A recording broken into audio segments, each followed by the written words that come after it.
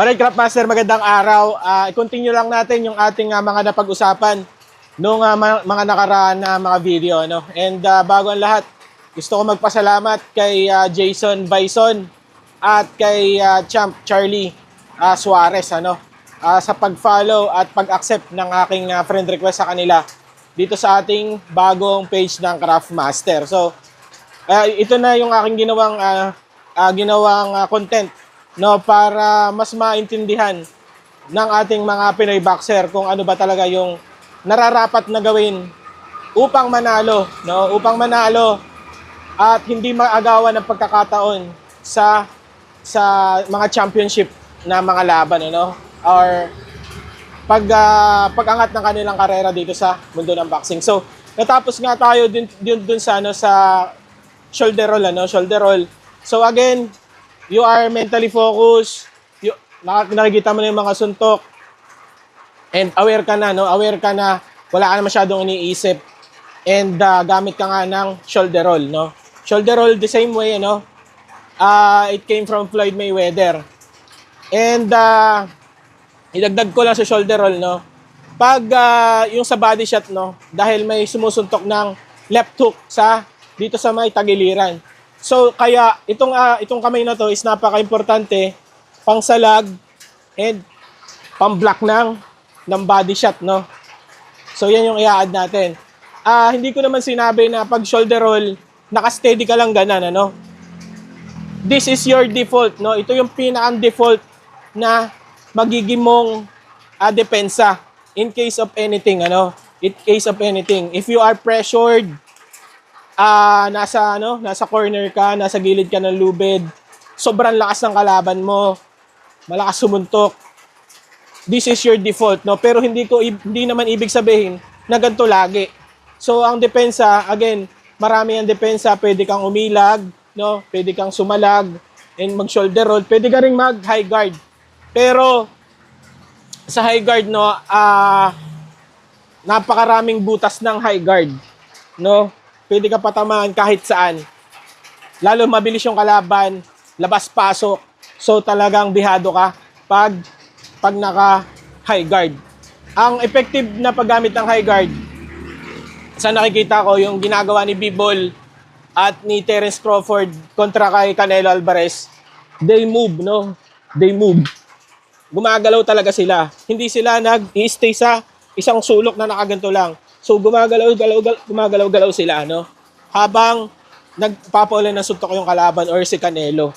So kasi kung nakaganto ka lang, wala, dihado ka talaga, So yun yung sa high guard, Wala ako hindi ko alam kung ano yung effective way ng high guard. Pwede ka siguro pag sumuntok ng kanan, counter ganun. Pero malabo, dahil may mga boxer talaga mabibilis ding umilag.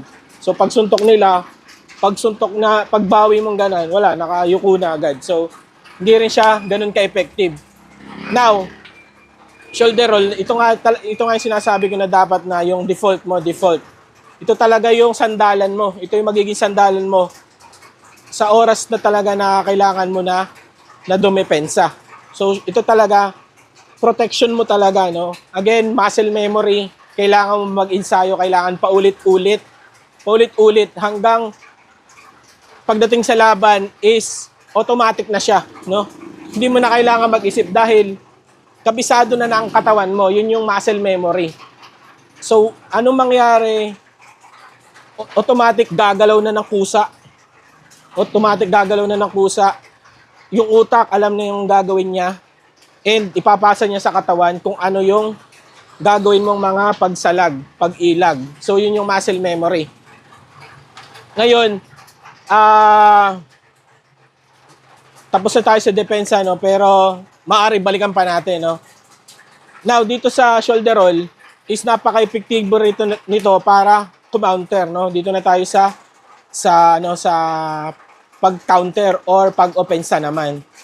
So, yung aking huling pinag-usapan natin, yung sa counter, yung shoulder roll na isang suntok lang, Pag isang suntok ng kalaban na malakas, so lalampas yan, tumama dito, napatama dito, dahil ang target yung panga eh. So pag inangat mo yung shoulder mo dito, Pag inangat mong ganyan, tapos yumuko ka lang tumagilid ka lang ng konti, so talagang, dito na siya tatama or talagang sasala. And pwede ka nang kumounter. Pero again, may mga boxer talaga na tumatapon ng combination. So, pag suntok ng kanan, susundan ng kaliwa, susundan ulit ng kanan.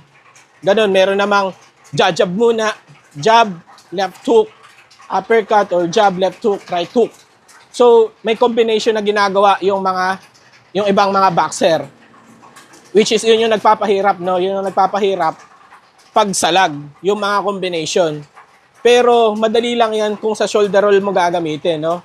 So, say for example, gamit ng jab, sumuntok ng kanan, sumuntok ng kaliwa, and again, sumuntok ulit ng kanan, no? Yung worst talaga, 4 na combination, no? Jab, kanan, left hook, right hook ulit, ano? So, pagka right hook ng ganun, kailangan mo na again, makabawi ng suntok. No? Hindi pwede yung force depensa ka lang, walang mangyayari.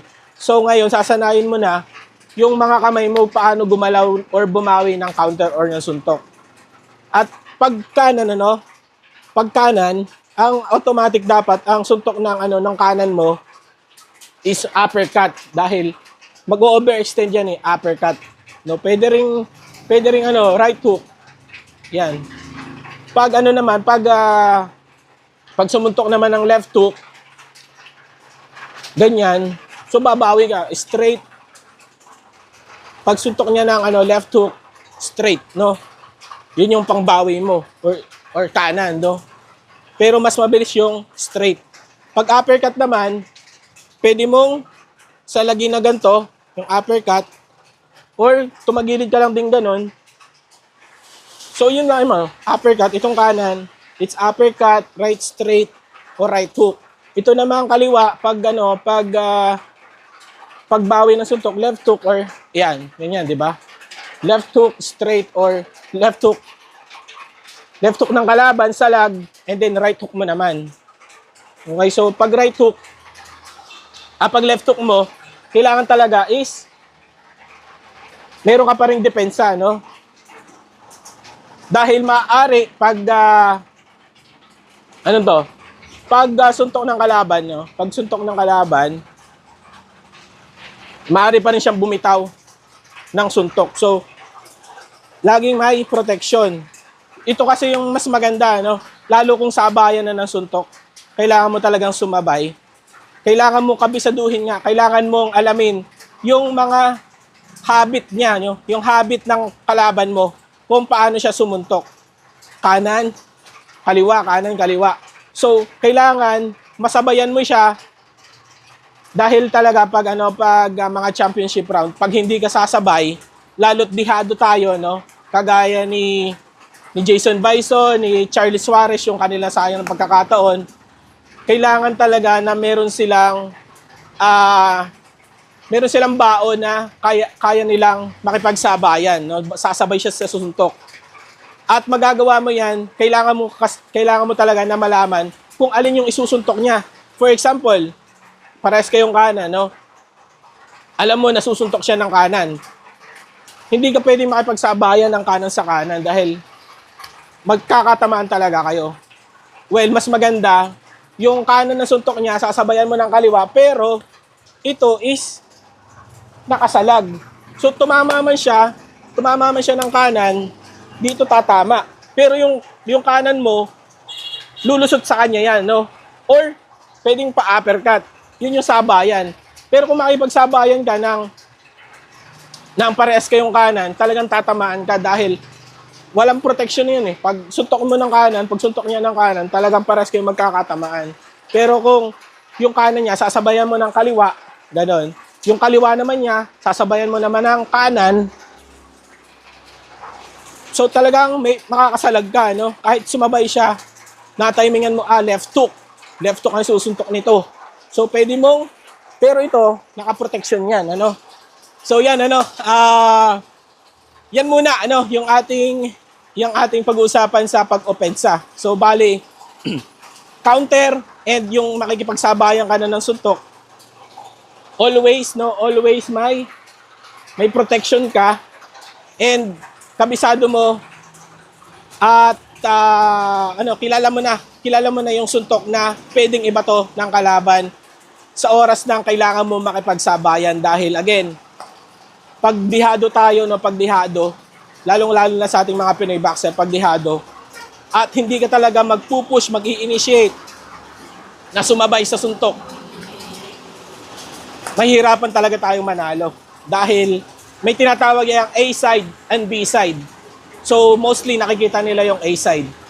It's up to the boxer na lang kung paano nyo na talaga i-push yung sarili niya na makagante or makatama ng suntok sa kalaban. Dapat talaga you're crazy, you're something crazy about you. Medyo baliw ka talaga, kaya sakasabay ka talaga, Pero hindi naman lagi na ganun dapat. So may diskarte pa rin. Pero again, kung kinakailangan sumabay, is dapat sumabay ka. And kailangan mayroon ka pa rin depensa at the same time, So yun lang muna, Craft Master, at maraming salamat sa inyo.